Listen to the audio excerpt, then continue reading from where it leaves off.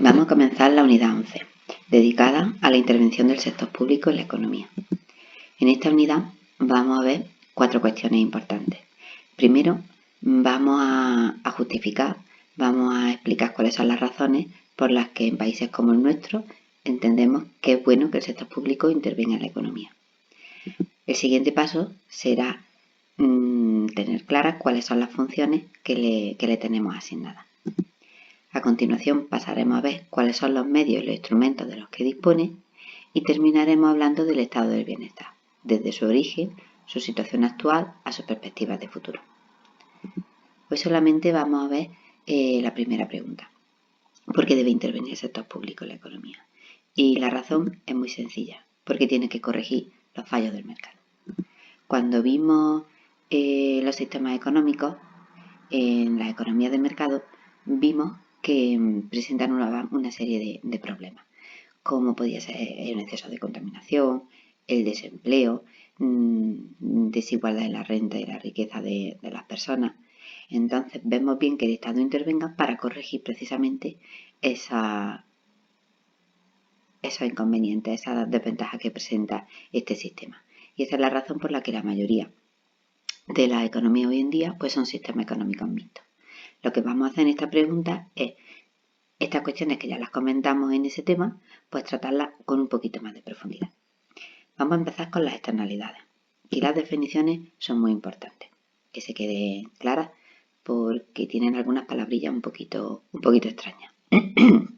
Una externalidad es cuando la producción o el consumo de un bien afecta a terceros, es decir, a consumidores o empresas que no han participado ni en su compra ni en su venta, sin que esto se refleje en los precios del mercado. Lo vamos a entender bastante mejor con ejemplos.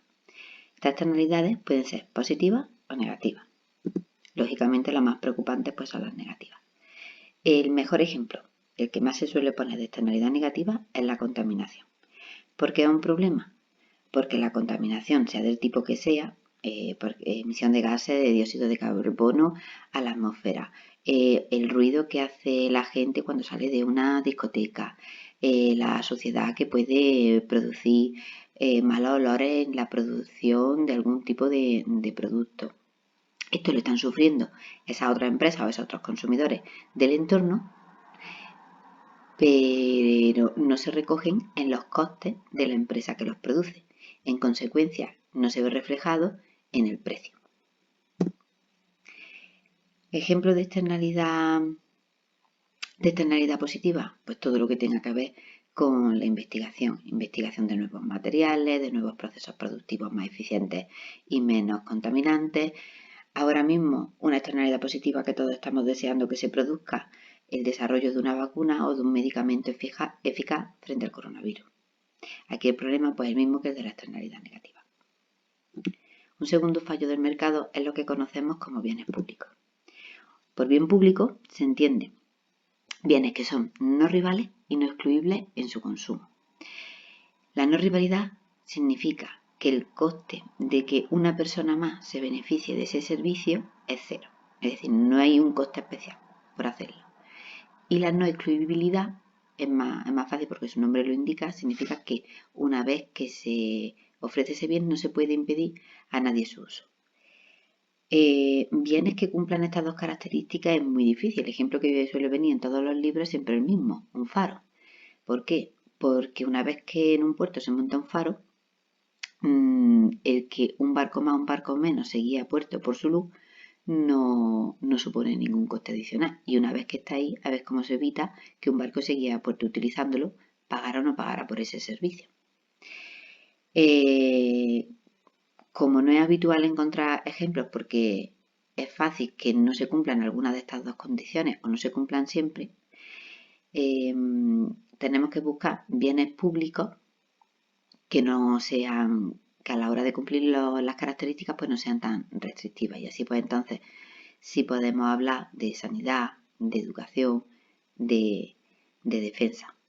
Pero pensad, por ejemplo, por mucho que consideremos la sanidad española un bien público,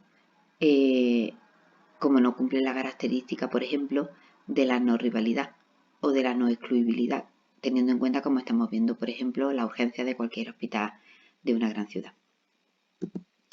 ¿Cuál es el principal problema de los bienes públicos? Que a las empresas privadas no les resulta rentable producirlos y, en consecuencia, la cantidad que ofrecen siempre es inferior a la que sería deseable por la sociedad. ¿Por qué? Porque existe una cosa que se llaman los consumidores parásitos. Los consumidores parásitos son personas que no están dispuestas a pagar por el servicio, por el bien que se le está ofreciendo, porque está esperando que otros lo hagan y entonces beneficiarse. Un ejemplo que a mí me gusta poner es el de la Wi-Fi. Yo no quiero pagar internet, pero sí utilizo y pirateo la de mi vecino. Como norma general, cualquier persona que tenga a su hijo en la escuela pública, que vaya a la sanidad pública, que se beneficie de la policía o del ejército, pero no pague todos sus impuestos, es un consumidor parásito. Tercer fallo, la competencia imperfecta. A este no le vamos a dedicar más de unos segundos por la sencilla razón de que le hemos dedicado un tema entero. La competencia imperfecta ya hemos visto en los mercados que son monopolio, oligopolio y competencia monopolística. Aunque los más preocupantes son los dos primeros. El monopolio porque solo una empresa abastecía todo el mercado y en el oligopolio el caso en que sea colusivo. Pocas empresas y que se comportan como si fueran un monopolio. ¿Por qué? Porque van a fijar unos precios más altos que si hubiera competencia.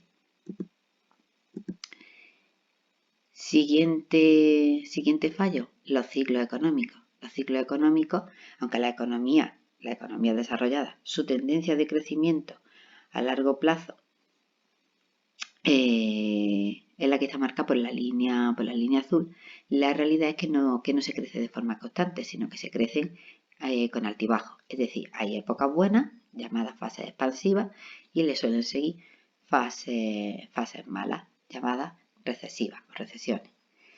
Unas veces estas fases son más pronunciadas y otras veces menos. Ahora mismo, por ejemplo, pues ya no están advirtiendo todos los organismos internacionales dedicados a la economía que se va a producir una recesión igual o peor que la que originó la crisis financiera de 2008. De hecho, esta mañana en las noticias estaban comentando que se parecería más a la que se originó con el crash del 29, porque hemos parado la economía en seco y ahora hay que ver cómo se echa a andar. Y el último fallo del mercado que vamos a ver es el de la desigual distribución de la renta y la riqueza. Muy sencillo también, que haya unos que tengan mucho y una mayoría que tenga muy poco. El problema es que las economías de mercado son eficientes, son productivas a la hora de generar la riqueza, pero no lo son a la hora de repartirla. Si todo el mundo no parte de la misma situación, la capacidad que se tiene para acceder al mercado a la hora de comprar bienes y servicios pues es muy desigual. Incluso habría gente que tendría tan poco que no tendría garantizado lo mínimo. Todas estas son las razones por las que vemos bien que intervenga el sector público en la economía. ¿Qué es lo que vamos a ver en la siguiente pregunta? Como hemos dicho, pues cuál es el papel que le asignamos, cuáles son las funciones que tiene que desempeñar. Hasta luego.